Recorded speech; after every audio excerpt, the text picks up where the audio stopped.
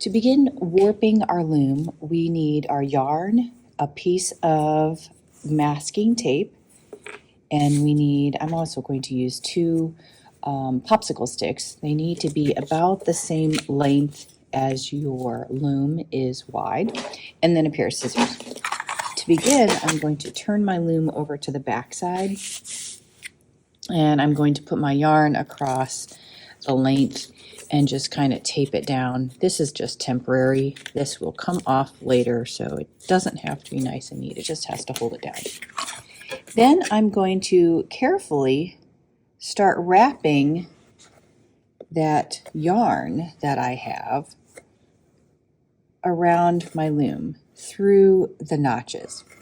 Sometimes you may have a loom that is cardboard and your notches may look a little different. They may just only be a slit in the cardboard, and that's okay.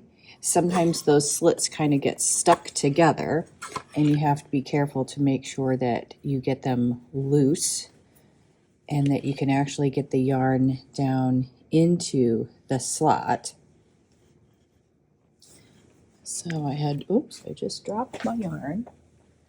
And make sure your yarn stays not free. It needs to be one consecutive long piece. So I like using this wood loom because the wood loom doesn't bend as easily or doesn't flex as easily as the cardboard loom, but cardboard can work fine as well. Now I just ran into a problem because my yarn just isn't long enough, because for whatever reason, maybe the student that came before me cut a piece off of here, and that's okay. I'm going to show you what to do in the event this happens to you. And if yours is just one long piece, even better, but all is not lost here. So I'm just going to keep going with what I have. So I'm going to wrap, wrap, wrap. And now you see that my yarn is going to end, and I don't want to try and wrap it anymore. I want to turn it over to the back, okay? And then I'm going to take a next segment and cut this off because this was kind of a yucky piece.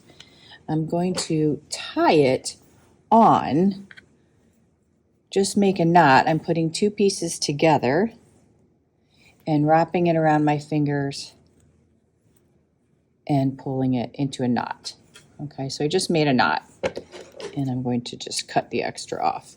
So I need to make sure, though, that this knot stays on the back side.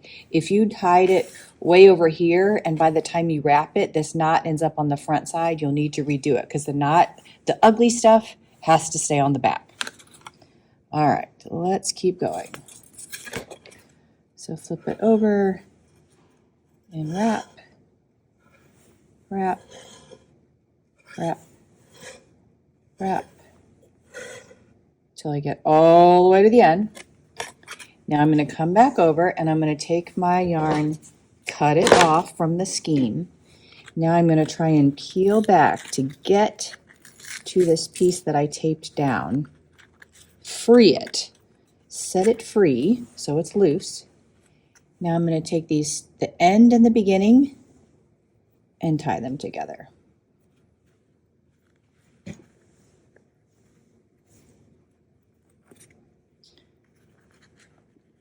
Tricky, but not impossible. Just make a knot. If you're not sure it's going to stay, give it one more knot. Then, to kind of clean this up a little bit, I want to put my thumb in here, and I want to space about an inch. Okay, so this strand is too long. I want to get it where I trim it a little bit shorter like that. So I kind of use my thumb. I put my thumb in sideways and just guesstimate and trim. Okay, so by the time I'm finished, I should have something that looks like this. Get this little piece off. And then I'm going to take these two popsicle sticks and kind of run them at the ends, and this is going to help me when I start to weave. It's going to help lift